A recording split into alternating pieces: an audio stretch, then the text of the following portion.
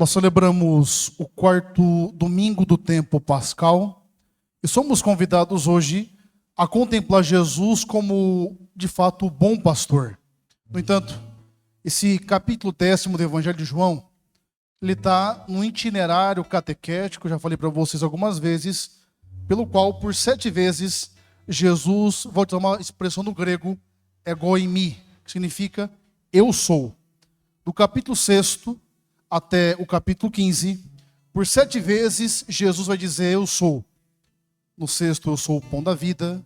Sempre tem um sinal. No 8º, a luz verdadeira. No 10º, nós meditamos hoje, a porta das ovelhas e o bom pastor. No 11º, na ressurreição de Lázaro, a ressurreição e a vida. No 14º, que inclusive é o evangelho do domingo seguinte, caminho, verdade e vida.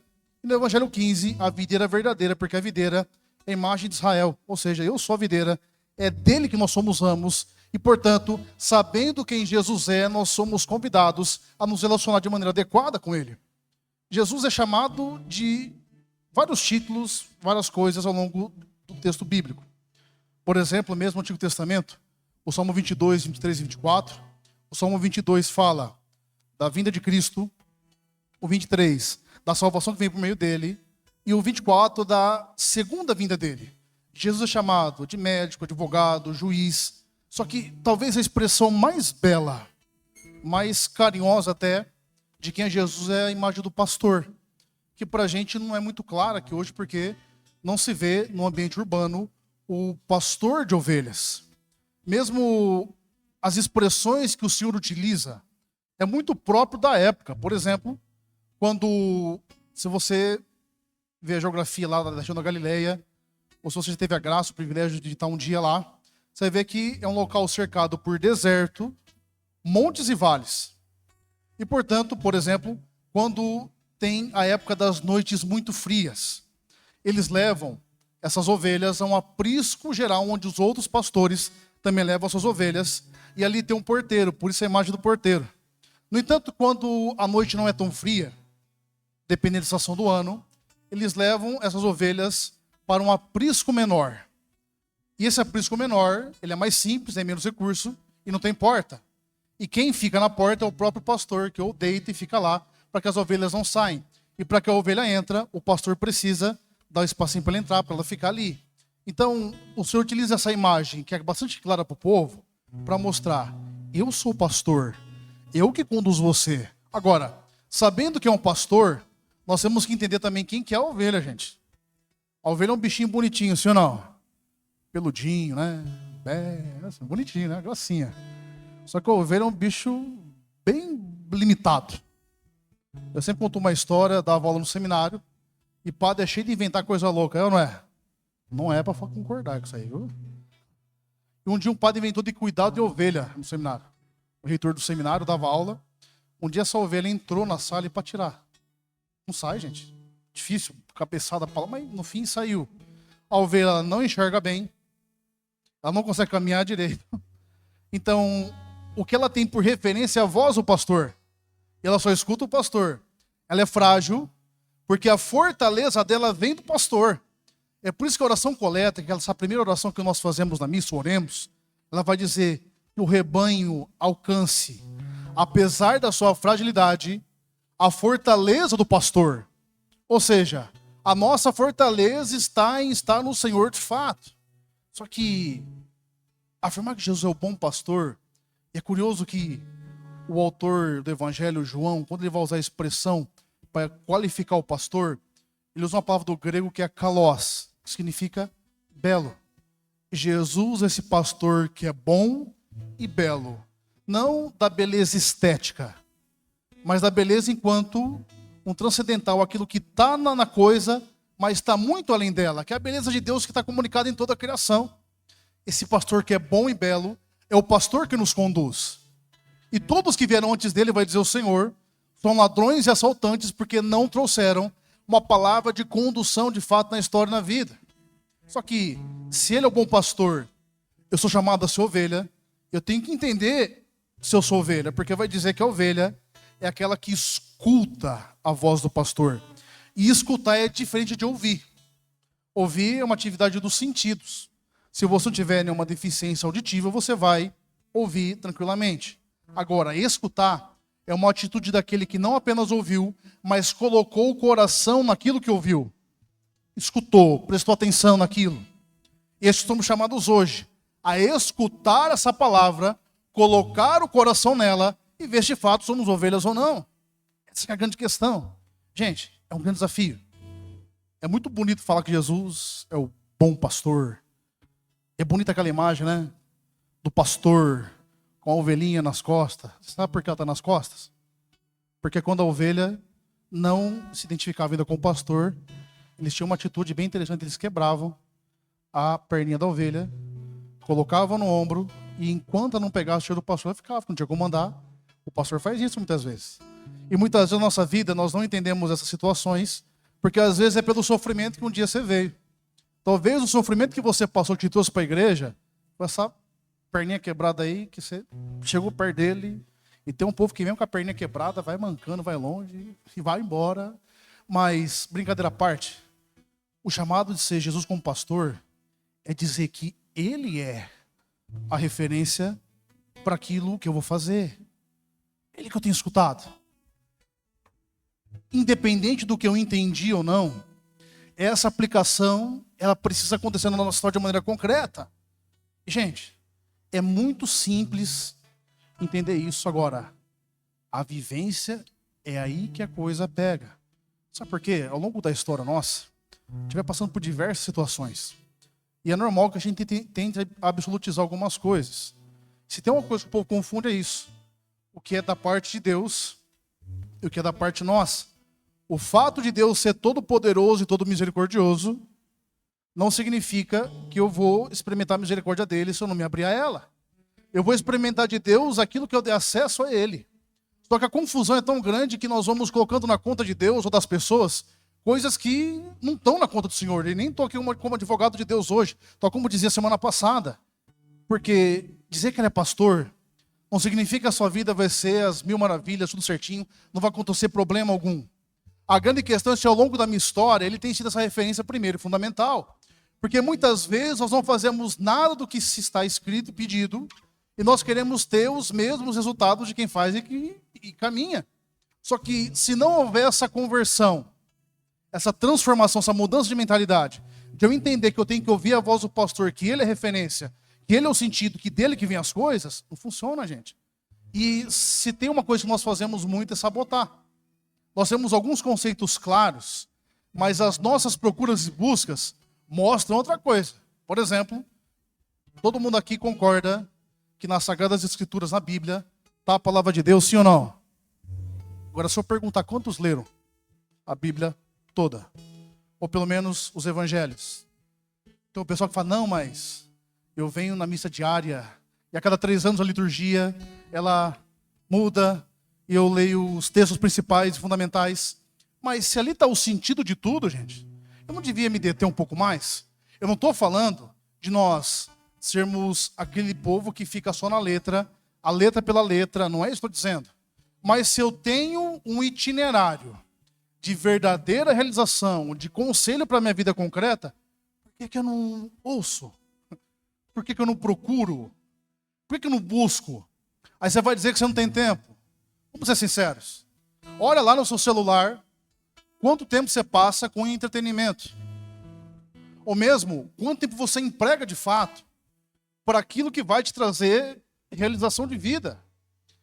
O padre entende que, não estou falando que você tem que ser um estudioso, doutor em Sagradas Escrituras, que a partir de agora você tem que parar de fazer o que você está fazendo para ficar lendo, mas gente, um pouquinho de empenho vai trazer sentido, porque se tem uma preocupação que a gente tem quando fala hoje qualquer coisa, é que se a mensagem que é falada, comunicada, é a mesma que é entendida. É claro que de maneira perfeita não dá para definir isso, mas está muito confuso, gente. O povo brigando por qualquer coisa, não é? Eu dizia para vocês também, por esses dias, o povo que briga na internet até hoje eu não entendi por quê. Ô, gente, a maioria do povo brasileiro, a maioria gritante, ela lê, mas não interpreta. É verdade, não é? Isso é estatístico. E uma porcentagem muito pequena consegue distinguir fato de opinião. Sabia disso? Aí agora vem a inteligência artificial e bagunça tudo ainda. Porque, sabe? Só que a questão que fica diante de tudo isso é qual tem sido esse empenho de realização. Porque entende, o ser humano, ele procura prosperidade. Procura ou não procura? Eu não estou falando da prosperidade financeira, aquela teologia de prosperidade, não é isso. Mas você não quer ser próspero, sim ou não? O que é prosperidade? Você está uma família abençoada, na verdade, com saúde, está caminhando bem, emocionalmente bem, materialmente bem, tudo certinho. É a procura de todo ser humano. Mas a prosperidade material, ela é precedida da prosperidade interior de vida. Se eu não estou bem comigo, se eu não caminho através desse itinerário, eu posso ter todas as coisas, mas não me encontrar em nenhuma delas. E quando isso não acontece, a gente fica elegendo dor para governar a nossa vida e a nossa história. E se você vasculhar bem a sua história, você vai sim achar momentos difíceis, dolorosos, que vão governar a sua história. Que vão ser a partir de então um critério na qual você vai interpretando tudo. Agora, quando nós nos confiamos aos cuidados do bom pastor, ele nos conduz, e até mesmo esses momentos mais difíceis, tenebrosos, momentos mais escuros que nós passamos na nossa vida, ele é aquele que nos conduz. E olha, a fragilidade todos nós temos, gente. Por exemplo, todo mundo aqui, todo ano, faz um monte de propósitos, sim ou não? Sim ou não? Aí nós vamos abandonando os propósitos ao longo do ano, né? Você fala, não, eu vou acordar 4 da manhã com o Frei. Você acordou. Depois dorme até meio de meia. Ou só fica o dia inteiro nervoso. Tem um povo que vai rezar com o Frei. Eu não acho que não é com o Frei, não. Deve ser o capeta, fica bravo o dia inteiro. Eu conheci o Frei é bonzinho. Uma gracinha de gente. Você entendeu? Por exemplo, quem aqui já fez o propósito de parar de falar da vida dos outros? Levanta a mão. Pode levantar, gente. Só sei que vocês falam. Tem um povo que nem fez. Eu não fala, né? É difícil, sim ou não? Se tem uma coisa que é interessante, é a vida dos outros, não é? E agora, gente, eu mesmo no meio dos padres, viu? A gente quer saber o que está acontecendo, para quem vai fulano. Agora eu estou no centro das notícias, né? Aí eu chego e falo, não posso comentar nada, isso aqui tá sob sigilo. Aí fica todo curioso, querendo saber o que está acontecendo, o que foi, que você está indo embora, as conversas vai. E tem uns que canonizam a gente, tem uns que demonizam. Tem um povo que fala que eu estou sendo perseguido, eu gosto dessa versão aqui. Tem um povo que fala, aí tem um povo que falou até que eu larguei de ser padre. Ué. O padre vai casar, velho. Não tem, né? Ninguém olha pra mim e fala, não, vamos casar com esse gordão. Não tem mais isso aí. Tem que ser padre mesmo. É assim que funciona. Mas você percebeu como o ser humano se perde, mesmo na brincadeira com coisa besta? Útil. Às vezes numa conversa nossa aqui, coisa nada a ver, sabe? Vai tendo conversa. Essa é uma das fragilidades nossas, gente. O ser humano é frágil. E se você olhar para você muitas vezes vai falar assim, olha, eu não dá. E é o que eu mais ouço muitas vezes nos atendimentos. As pessoas quando começam a ver uma experiência como Pedro prega aqui em Pentecostes, ela olha para a vida e para a história e começa a se sentir indigna, não merecedora. Mas entenda, o evangelho não é sobre mérito.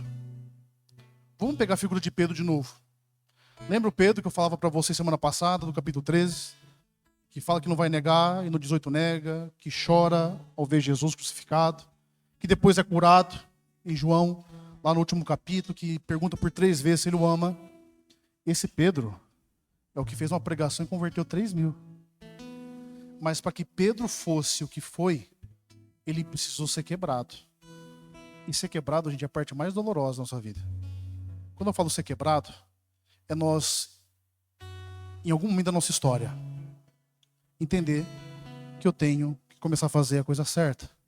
Talvez a sua experiência de vida você não precisou fazer isso. Você teve uma boa educação, uma boa família, você caminhou sempre na igreja. Talvez o passo que você tem que dar hoje é um passo de um aprofundamento. Mas muitos de nós carregamos histórias dolorosas, visões diferentes, que se não voltarem para a dinâmica do bom pastor, não vai ter verdadeira realização, gente. É isso que nós precisamos entender. Entenda uma coisa, não é que se você não fizer isso, como as pessoas ficam no imaginário, vai vir um monte de praga sobre sua vida, vai acontecer coisa ruim, e não sei o quê, Porque quando alguma coisa começa a dar errado na vida, a pessoa começa a repensar a vida inteira, né? Mas o que eu fiz para acontecer isso? Mas por que bateu o carro? Mas por que isso aqui? E fica botando minhoca na cabeça, e vai atrás de um monte de porcariada, e vai saber, e vai atrás de benzimento, e procura não sei o que das contas, e vai atrás de... Porque fica louco. Porque pensa que um evento vai trazer todo esse monte de coisa ruim, não necessariamente. A questão é, talvez, materialmente na sua vida esteja tudo ok, nas emoções, no trabalho, tudo bem. Não está acontecendo nenhum problema. Mas chega uma hora que falta sentido nas coisas. Sabe? Falta não só você saber o que você está fazendo, mas você ter integridade. Que integridade? É você estar inteiro onde você está. Não está separado, não está dividido. É você conseguir essa dinâmica. Mas só é possível ouvindo a voz do pastor.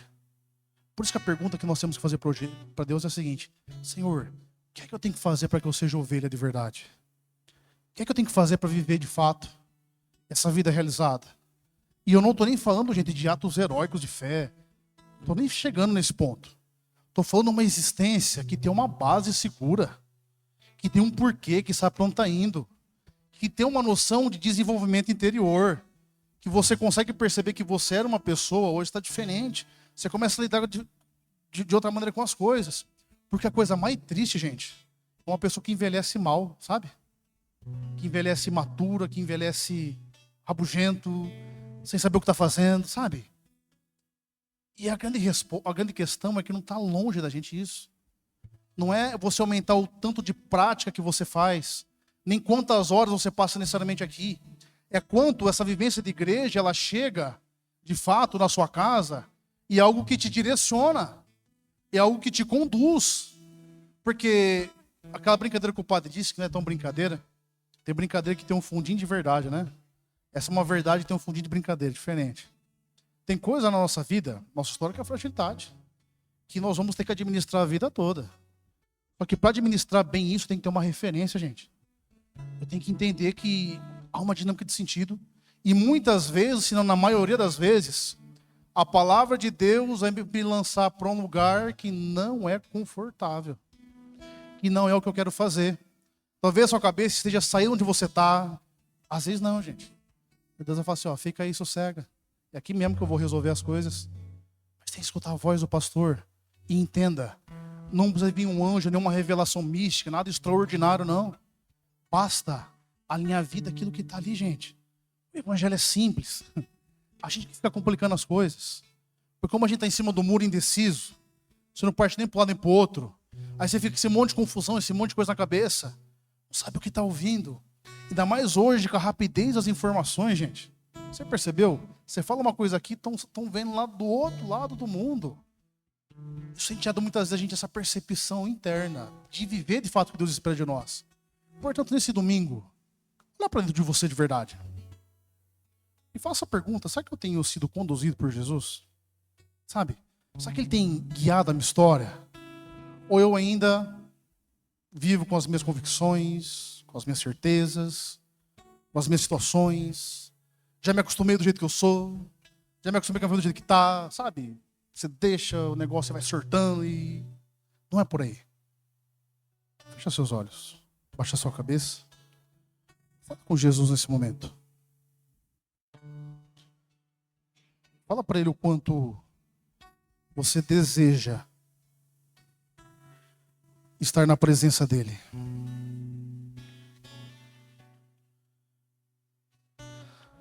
Jesus habita você. E a presença dEle não é uma presença apenas para lembrar o que você não é, ou para trazer mais ou menos práticas para a sua vida. A grande questão é quem tem de fato nos conduzido. A segunda leitura vai nos dizer que a gente tem que suportar as injúrias por estar fazendo bem muitas vezes. Tal como Jesus fez por nós. A morte de Jesus ela foi vicária, ou seja, Ele morreu, pagou aquilo que era para eu pagar, pagou por mim. E não me cobrou nada nenhuma vez. Mas nesse momento, Ele nos visita e quer nos conduzir. Você que é casado, olha para o seu matrimônio. O que o bom pastor te pede hoje? Você solteiro, solteira, você estudante, enfim, aquilo que você tem vivido, o que o bom pastor pede para você? Ele vai cuidar de você, mas a segurança do bom pastor está nessa cobertura que a sua palavra nos concede. Está na observância dos princípios. Peça ao Senhor essa graça hoje.